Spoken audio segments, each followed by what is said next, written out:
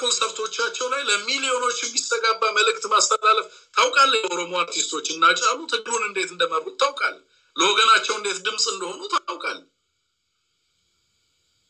አጫሉ የኦሮሞን ትግል ተሸክሞት ነበር ማለት ይችላል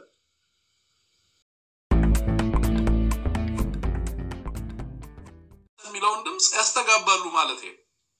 የአማራ አርቲስቶች ግን አማርኛ ተናጋሪ ከመሆናቸው ውጪ ከዚህ ህብረተሰብ ጋር የሚጋሩት ነገር አለ ብሎ ለመናገር ይከብደኛል እውነት ለመናገር ሌሎቹም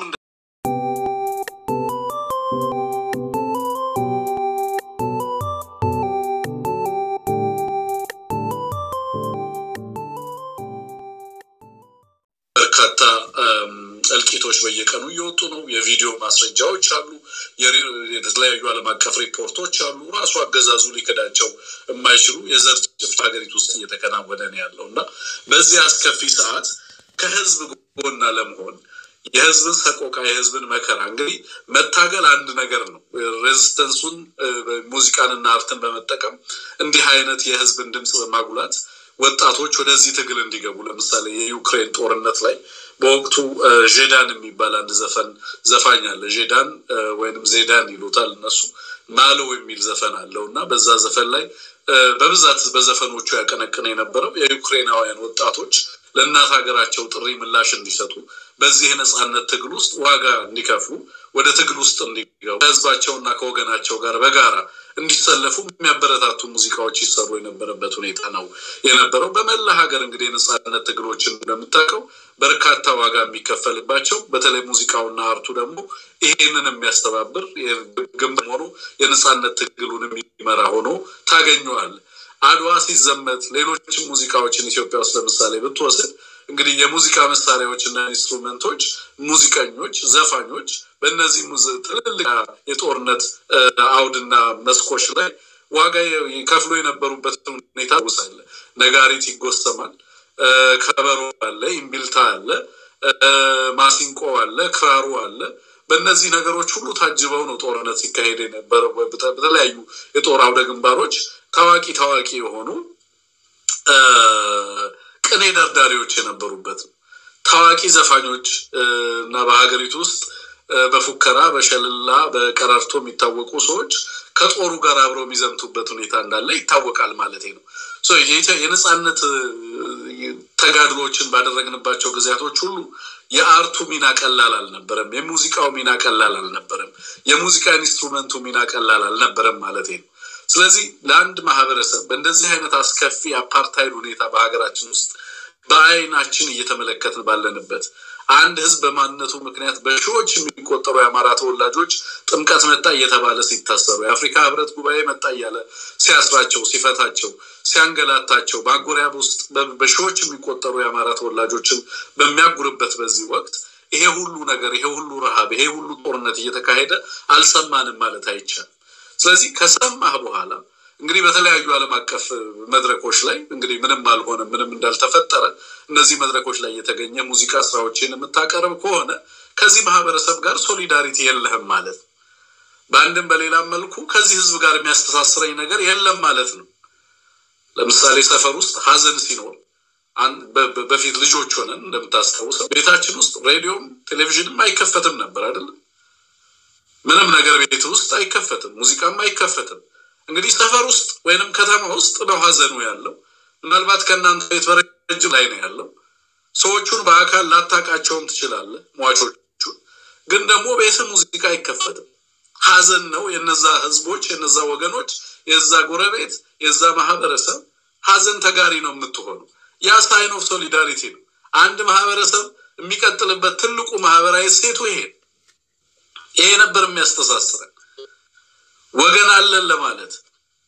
ከጎናችሁ ነው ለማለት ሀዘናችሁ ሀዘናችን ነው ለማለት በእንደዚህ አይነት መልኩ ሀዘን የምትጋራበት ከሌሎች ጋር አብረ በመሆን አብሮነትን የምታሳይበት አይነት ጊዜዎች ሲመጡ ደግሞ ህብረተሰባችን በከፍተኛ ደረጃ ከእንደዚህ አይነት አርቲስቶች ምሳሌ የሆኑ ነገሮችን ማየት ይፈልጋል ገባ እነዚህ አርቲስቶች የሞራል ልኬት መሰረታችን አድርገን ተጠቅመንባቸው እናውቃለን የነጻነት ፋና ወጊ አድርገን ተጠቅመናቸው ስለምናውቅ ሰማይ ላይ ባንዲራሽን አይቶ ስሪሲት አማጽቢና ሰንቶ በአንድነት በፍቅር ስብከታቸው የምናቃቸው ሰዎች በእንደዚህ አይነት ከፍተኛ የሆነ ጥፋት በሀገሪቱ ላይ እየተፈጸመ ሰምተው እንዳልሆን ይችላሉ ወይ አይተው እንዳላየ መሆን ይችላሉ ወይ አይነው የራሳቸው ኑሮ እንዳላቸው አውቃለሁ ግን ኑሮአቸውን ለመደጎምስ ቢፈልጉ ሰዎች የገንዘብ የማቴሪያል ችግር ያለባቸው አይደሉም በዚህ ሰዓት ላይ ይሄው ማህበረሰብ ነው ለዚህ ክብር ያበቃቸው ይሄው ማህበረሰብ ነው ለነሱ ቅና የሰጣቸው ስራ ክብር የሰጣቸው ይሄ ማህበረሰብ ሲጨፈጨፍ በሐዘኑ በስቃዩ ጊዜ ከዚህ ማህበረሰብ ጋር አብሮ ለመተባበር አብሮ ለመቆም ማለት ክህደት ነው እኔ እንደውም ብዙ ጊዜ የምለው እንዲህ አይነት ሰዎች በእንደነዚህ አይነት ሰዓታት ከዚህ ማህበረሰብ ጋር ባልሆኑ ቁጥር አብሮነታቸውን ባላሳዩ ቁጥር ሰምተው እንዳልሰሙ አይተው እንዳላዩ ቁጥር የዚህ ሀገር የመቀጠል እድል እያነሰብኝ ይሄዳል እውነቴን ነው ማለት እያሳሰበኝ እንድፈራም ያደርገኝ እንደው የእንደነዚህ አይነት ሰዎች ቸልታ ብቻ አይደለም ቸል ብለው ተውት እኮ አይደለም ምንም ነገር እንዳልተፈጠረ የሙዚቃ ኮንሰርት ያዘጋጃሉ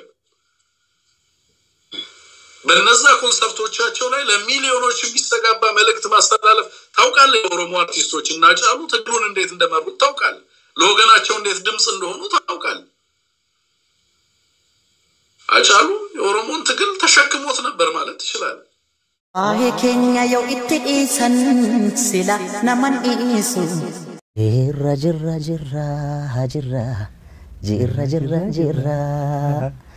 ጅራ ቡሌ በሪ አርጎፍ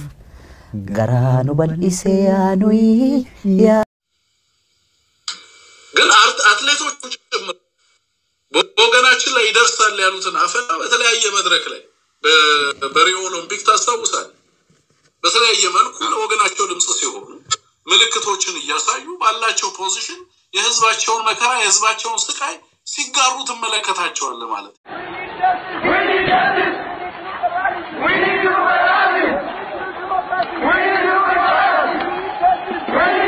Sasi abdate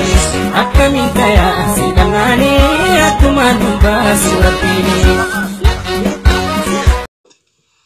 የትግራይ አርቲስቶችን ተመልከታቸው ይሰራሉ ሙዚቃዎች በወገናችን ላይ ደረሰ የሚለውን ድምጽ ያስተጋባሉ ማለት ነው የአማራ አርቲስቶች ግን አማርኛ ተናጋሪ ከመሆናቸው ውጪ ከዚህ ህብረተሰብ ጋር የሚጋሩት ነገር አለ ብሎ ለመናገር ይከብደኛል እውነት ለመናገር ሌሎቹም እንደዚሁ ማለት ነውና ሙዚቃዎች የፕሮፓጋንዳና የሬዚስተንስ ፎርም ሆነው በተለይ ከሁለተኛው ዓለም ጦርነት በረጅም ነበር ከዛም በፊት ነገራቸው በጸረ ስሌቨሪ ሙቭመንት ጊዜ የነበረው እናስታውሳለን ከዛም በኋላ